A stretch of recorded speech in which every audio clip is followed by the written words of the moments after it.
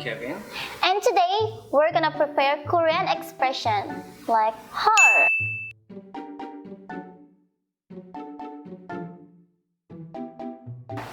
And can you explain to me how to express about her? Actually, many kind of her meaning. Yeah, like what? Like her, her, her. Oh. Okay, we will show you the situation how to act HUL. Let's get started. Start it. 오빠 안녕. 왔어? 네. 어?